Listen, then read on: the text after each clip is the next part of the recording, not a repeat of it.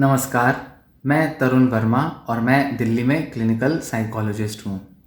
इस वीडियो में मैं अपनी सीरीज़ इंसोम्निया को कैसे ठीक करें को आगे बढ़ाते हुए आज आपको एक नए टॉपिक पर कुछ जानकारी दूंगा कि इंसोम्निया मतलब नींद की कमी को ठीक करने के लिए कौन से महत्वपूर्ण इम्पॉर्टेंट उपाय स्टेप्स लिए जा सकते हैं जिससे कि नींद की कमी को दूर किया जाए, मतलब नींद को बेटर किया जा सके।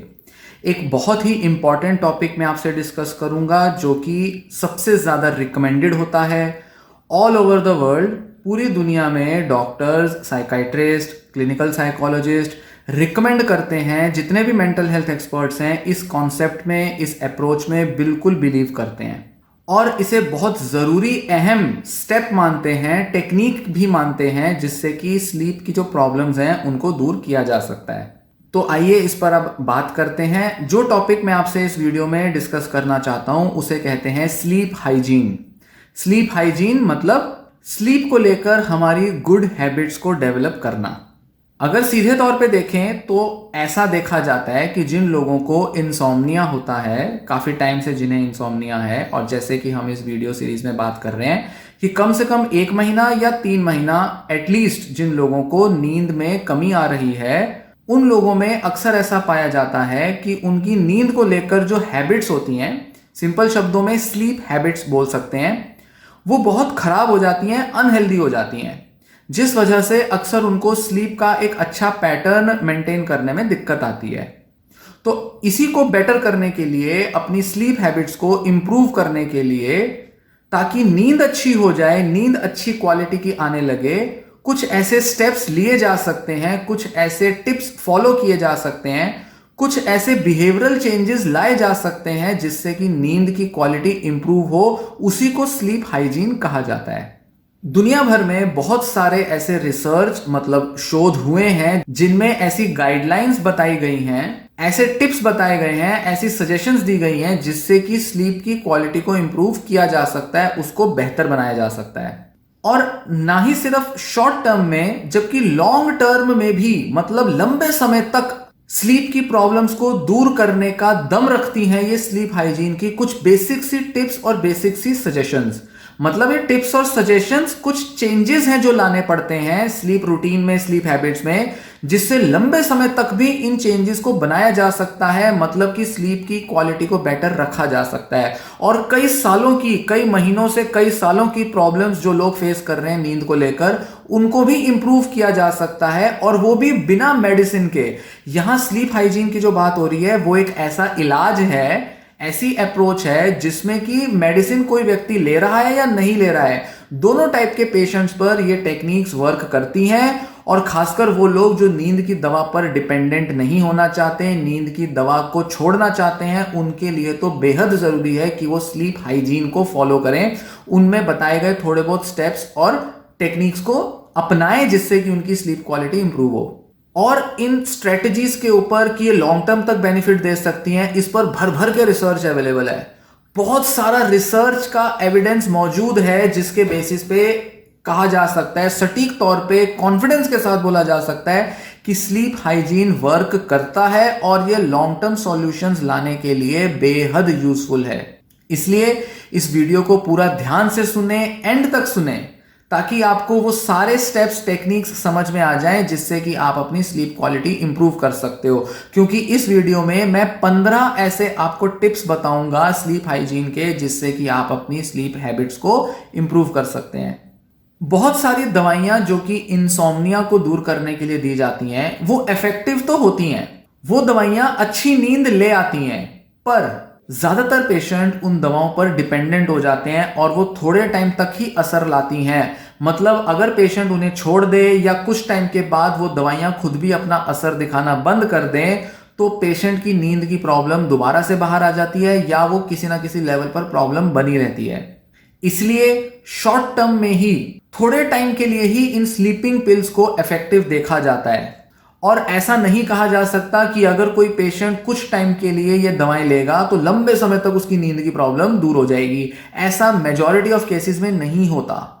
लंबे समय तक स्लीपिंग पिल्स मतलब नींद की दवाओं का इस्तेमाल करने से एक तो उन पर डिपेंडेंस हो जाती है, मतलब जिस दिन नहीं लोगे नींद ही नहीं आएगी। और टॉलरेंस डेवलप हो जाती है, धीरे धीरे ज्यादा डोज पर ही नींद आनी शुरू होती है। नींद आती नहीं अगर थोड़ी डोज लोगे, एक दवा लोगे, 2 या 3 गोलियां लेनी पड़ेंगी।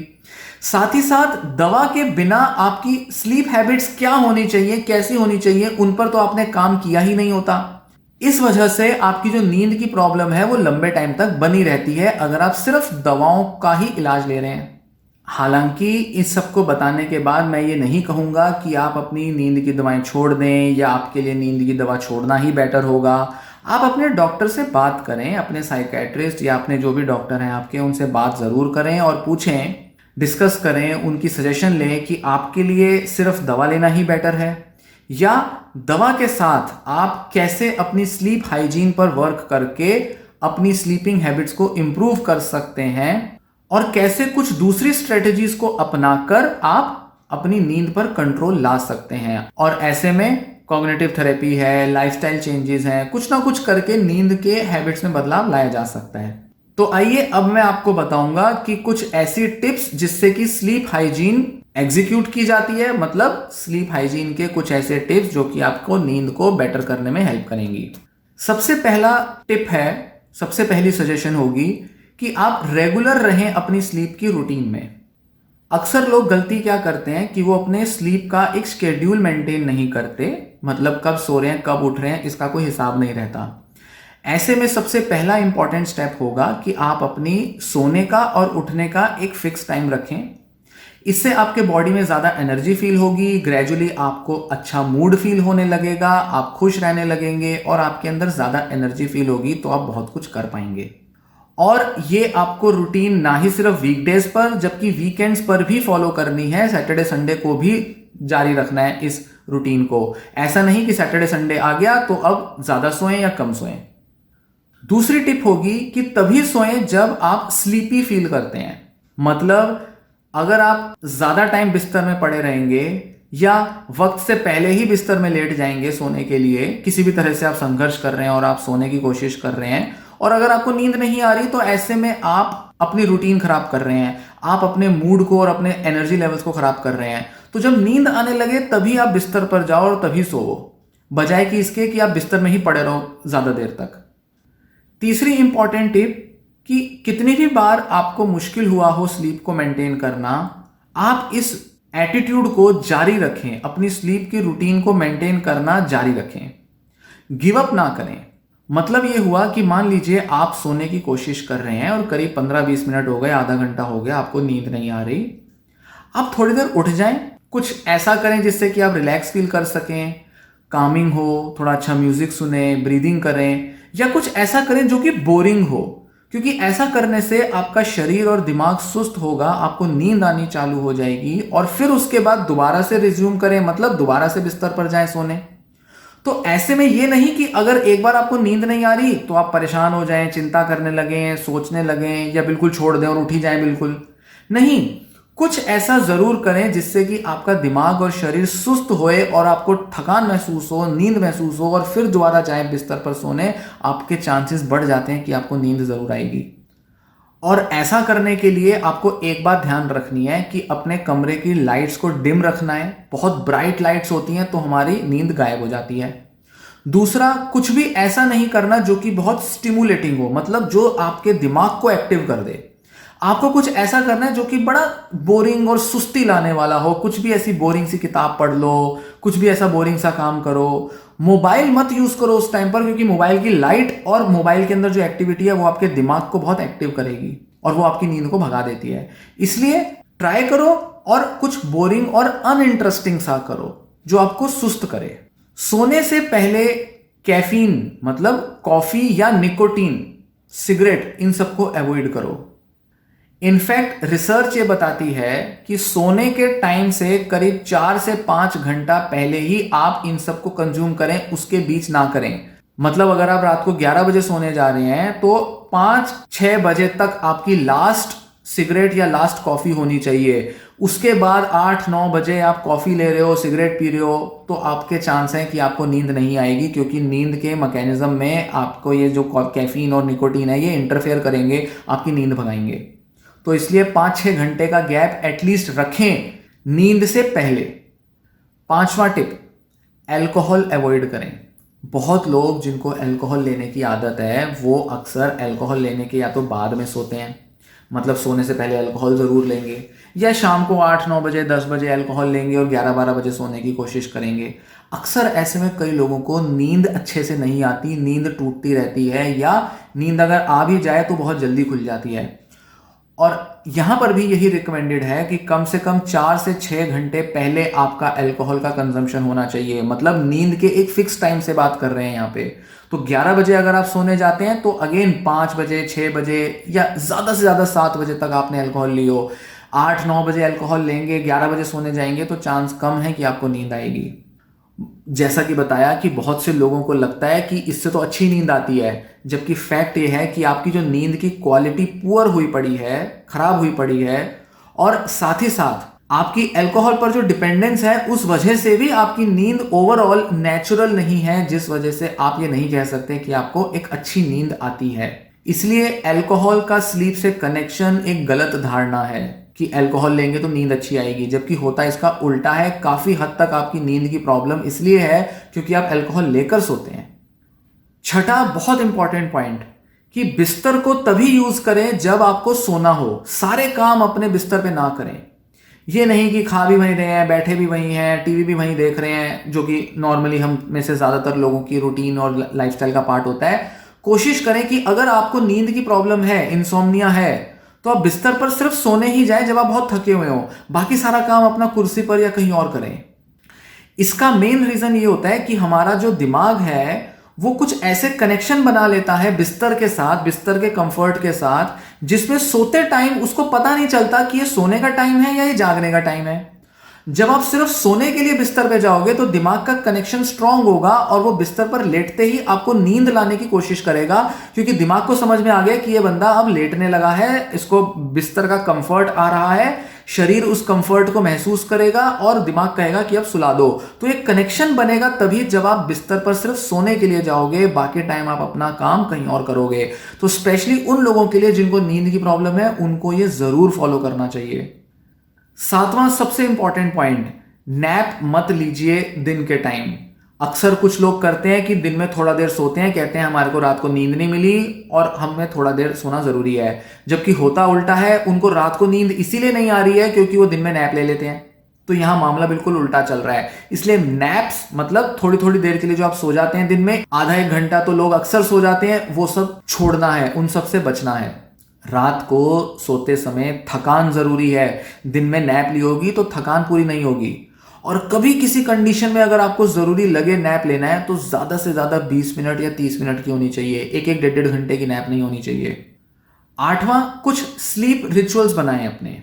स्लीप रिचुअल्स का मतलब है कि कुछ लोग अपने को नींद लाने के लिए कुछ ऐसे एसोसिएशन बनाते हैं, जैसा मैंने बेड का और आपको नींद का बताया, पर कुछ ऐसा किया जा सकता है जिसे करने से आपको इमीडिएटली नींद आनी शुरू हो जाए। जैसे कि कोई बुक रीडिंग कर लेना, कोई अपना काम लिखने का करने लग जाना, किसी टाइप की पजल्स को सॉल्व करना, कुछ रिलैक्सिंग एक्सरसाइज करना, जैसे ब्रीदिंग एक्सरसाइज कर रहे हैं, मेडिटेट कर रहे हैं। रात को सोने से कुछ टाइम पहले मेडिटेट करना बहुत हेल्प करता है नींद लाने में। तो कोई ऐसा तरीका, कोई ऐसा रिचुअल आपका, कोई ऐसी आदत जो कि आप रात को सोने से पहले ही करें, जो आपको सुस्त करे, रिलैक्स करे, और उसको करते करते ही आपको नींद आ जाए और आप बड़े आराम से नींद की तरफ ट्रांजिशन ले लें, सो जाएं। दिमाग को सुस्त करना है, ये ध्यान रखना है। ऐसा कुछ पकड़ें, ऐसा कुछ करें, और ये आप करें करीब 15 मिनट से 30 मिनट पहले।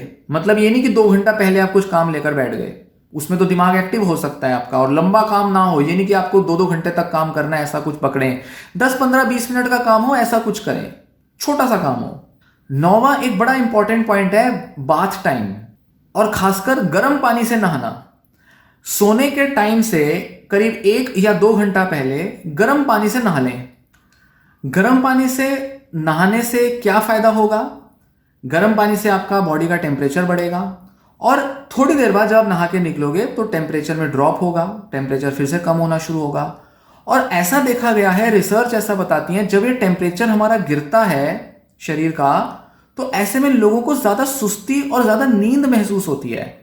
तो ये टेम्परेचर में ड्रॉप आपको नींद लाने में हेल्प करेगा। 10वां बहुत इंपॉर्टेंट पॉइंट, घड़ी मत देखिए। घड़ी को बंद कर दो, या मोबाइल की अगर घड़ी बार बार देखते रहते हो तो उसे भी मत देखो। किसी तरह से आदत डालिए कि रात को सोते समय या सोने से कुछ टाइम पहले बार बार घड़ी ना देखें, क्योंकि घड़ी देख देख के दिमाग चिंता करता रहता है और उससे लोग ज्यादा जागते हैं। और रिसर्च ऐसा बहुत क्लियरली बताती है कि जिन लोगों ने ज्यादा टाइम देखने की आदत होती है सोते टाइम, मतलब नींद नहीं आ रही तो सारा टाइम घड़ी देखते रहेंगे, अरे इतनी देर हो गई नींद नहीं आ रही, अरे ये हो गया, अरे सुबह उठना है, सुबह जाना है, 2 बज गए, 3 बज गए, नींद नहीं आ रही। ऐसा करने से चांसेस बढ़ जाते हैं कि वो और ज्यादा जागेंगे, क्योंकि घड़ी देखने से आपकी जो नेगेटिव थिंकिंग है वो बूस्ट हो रही है, वो एंकरेज हो रही है। मान लीजिए आपने 11-12 बजे सो गए पर 3-4 बजे उठ गए। अब 3-4 बजे उठते ही अरे मेरी नींद टूट गई, अभी तो मुझे नींद भी नहीं आ रही, अब मुझे सुबह 6 बजे उठना था, मुझे जाना है, ऑफिस जाना है, स्कूल जाना है, कॉलेज जाना है, या कल पढ़ाई करनी है, कुछ भी ऐसा आपके दिमाग में आ रहा है। वो 3-4 बजे उठने के बाद जो आपको नींद में दिक्कत आ रही है, घड़ी देखने की वजह से आपकी नेगेटिव थिंकिंग इतनी ट्रिगर हो गई है कि अब आपकी नींद भाग जाती है। और ऐसे में अक्सर आप कंप्लेंट करते हो कि एक बार जब नींद टूट जाती है तो दोबारा नहीं आती। वो दोबारा ना आना हो सकता है कि वो इसी वजह से हो क्योंकि आप बार बार टाइम देख रहे हो। 11वां बड़ा important point, sleep diary maintain करो अपनी। स्लीप डायरी का मतलब होता है, या स्लीप डायरी क्यों यूज करते हैं इसके बारे में मैं एक वीडियो बनाऊंगा इसी सीरीज में। लास्ट में एक वीडियो होगी जहां पर मैं आपको बताऊंगा कि स्लीप डायरी कैसे बनाई जाती है और उसमें क्या क्या पार्ट होते हैं। बट ब्रीफ में मैं बताऊंगा कि स्लीप डायरी इसलिए मेंटेन की जाती है ताकि हम उसका रिकॉर्ड रख सकें कि हम कैसे सो रहे हैं, कितना सो रहे हैं, सोने से पहले क्या करते हैं, सोने के बाद क्या करते हैं, सोकर हम कितना रिफ्रेश फील करते हैं, कौन सी मेरी आदतें हैं जो मुझे नींद लाने में हेल्प करती हैं, किन आदतों से मैं नींद मेरी भाग जाती है, आज मैंने क्या किया जिससे मेरे को नींद ज़्यादा आई, कल मैंने क्या किया जिससे मेरी नींद नहीं आई। इस तरीके से जब आप पूरा रिकॉर्ड रखने लगते हो तो आप समझ जाते हो कि आपकी नींद का आने या ना आने का पैटर्न क्या है।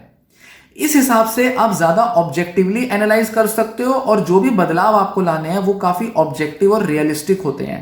अपनी नींद की रूटीन को इंप्रूव करने से पहले 2-3 हफ्ते तक एटलीस्ट ये स्लीप डायरी जरूर मेंटेन करें। तो मान लीजिए अगर अभी आप ये वीडियो सुन रहे हैं, देख रहे हैं और अब आप डिसाइड करते हैं कि मैं स्लीप हाइजीन पे वर्क करूंगा या करूंगी, कुछ कुछ चीजें तो आप करना शुरू कर दें, बट साथ ही साथ आप अपनी एक स्लीप डायरी मेंटेन करें। हो सकता है कि कुछ टाइम तक आपको नींद अच्छी ना आती हो या आपकी नींद की क्वालिटी में इंप्रूवमेंट ना आए, पर स्लीप डायरी मेंटेन करने से आपके पास एक अच्छा ऑब्जेक्टिव एनालिसिस हो जाएगा जो आपको हेल्प करेगा कि कैसे चेंजेस मुझे लाने चाहिए। ग्रेजुअली 1-2-3 हफ्ते तक आते आते आपकी एक अच्छी आदत हो जाएगी, आपके पास एक अच्छा आइडिया आ जाएगा कि एक्चुअल में क्या हो रहा है, एक्चुअल में क्या चीजें वर्क करती हैं। तो बजाय अपनी एजम्पशंस बनाने के कि मुझे इस वजह से नींद नहीं आई होगी, ये प्रॉब्लम चल रही है, वो हो रहा है, ये वो इधर उधर के एजम्पशंस बनाने की बजाय आप रियलिस्टिक तरीके से अपनी नींद की हैबिट्स को इंप्रूव कर पाओगे। 2-3 हफ्ते तक पूरा एनालिसिस तैयार हो जाएगा, धीरे धीरे धीरे आप अपनी प्रोग्रेस को भी नोट कर सकते हो। फिर मान लीजिए 2-3 हफ्ता तो समझने में लग गए, फिर महीना तक आप इस डायरी को मेंटेन करो। उस 1 महीने तक उस डायरी को मेंटेन करने से आपको और भी क्लियरली समझ में आ जाएगा कि इन वजहों से मेरी नींद अच्छी आई है, इन वजहों से मैंने जब ये चेंजेस लाया या लाई तो मेरी नींद की क्वालिटी इंप्रूव हुई। मतलब आप डायरेक्ट कनेक्शन देख पाओगे अपनी नींद की क्वालिटी को इंप्रूव करने के रीजंस पर। तो इसलिए स्लीप डायरी मेंटेन करना काफी हेल्पफुल होता है। नेक्स्ट इंपॉर्टेंट पॉइंट, एक्सरसाइज कीजिए। रेगुलर एक्सरसाइज करने से लोगों को अक्सर अच्छी नींद आती है, पर बहुत ज़्यादा एक्सरसाइज करना, जिमिंग करना सोने से कुछ देर पहले, ये लोगों की स्लीप के साथ अक्सर इंटरफेयर करता है। तो यहाँ पर भी यही रिकमेंडेड है कि 4-5 घंटे पहले अगर आपने अच्छी खासी एक्सरसाइज की हो तो वो तो ठीक है, पर अगर आप ज़्यादा स्ट्रेनस एक्सरसाइज करेंगे, मतलब बहुत ज़्यादा फिजिकली अपने को प्रेशर देने वाली, जोर देने वाली, थका देने वाली एक्सरसाइज करेंगे तो उससे भी नींद भाग जाती है। इसी के साथ सुबह जब उठते हैं तो भी आप थोड़ा एक्सरसाइज कीजिए, थोड़ा वॉक कीजिए, इससे भी थोड़ा फ्रेश फील करेंगे, एनर्जी आएगी। तो जो भी बचा कुचा जो थकान है, खासकर कि अगर आप दवाइयाँ ले रहे हैं तो दवाइयों के बाद सर भारी रहता है, शरीर थोड़ा दुखता है, थकान सी और सुस्ती सी महसूस होती है, तो इसको हटाने के लिए भी आपकी सुबह की मॉर्निंग वॉक बहुत हेल्पफुल हो सकती है। तो सोने से 4-5 घंटे पहले ज़्यादा अगर एक्सरसाइज कर रहे हैं, सुबह उठने के बाद वॉक वगैरह के रूटीन फॉलो कर रहे हैं, और सोने से थोड़ी देर पहले हल्की फुल्की लाइट एक्सरसाइज, हल्की फुल्की वॉक वगैरह अगर आप करते हैं तो ये तीनों तरीके आपको बहुत हेल्पफुल हो सकते हैं अच्छी नींद लाने में। 13वां इंपॉर्टेंट पॉइंट, अच्छा खाइए, सही चीज खाइए जो कि आपको नींद लाने में हेल्प करे। एक हेल्दी बैलेंस्ड डाइट खाने से आपको हेल्प तो मिलेगी नींद अच्छी आने में, क्योंकि आप पेट भरा रहेगा, सब अच्छा संतुष्ट रहेंगे तो नींद अच्छी आएगी। खा पी के माइंड सुस्त हो जाता है, दिमाग सुस्त होता है तो नींद अच्छी आती है। पर साथ साथ टाइमिंग बड़ी मैटर करती है आपके खाना खाने की।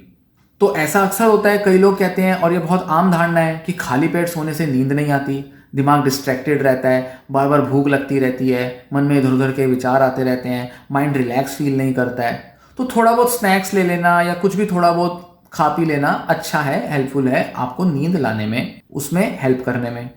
पर ज़्यादा हैवी खाने से, पूरी पूरी मील आप जस्ट सोने से कुछ देर पहले ही खा रहे हैं, ऐसे में आपकी नींद और ज़्यादा इंटरफेयर हो सकती है, क्योंकि आपका पेट भरा रहेगा, आपको डिस्कम्फर्ट फील हो सकता है, तो नींद आने में भी दिक्कत आ सकती है।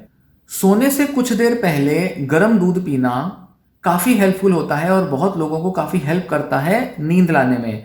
इसका रीज़न ये है कि जो हम दूध पीते हैं गाय भैंस का, उसके अंदर ट्रिप्टोफैन होता है। ट्रिप्टोफैन एक नेचुरल स्लीप इंड्यूसर होता है, मतलब वो ऐसा केमिकल होता है जो हमें नींद लाने में हेल्प करता है। तो इसलिए दूध पीना, गर्म दूध पीना थोड़ा सा अच्छा होता है ताकि अच्छी नींद आ पाए।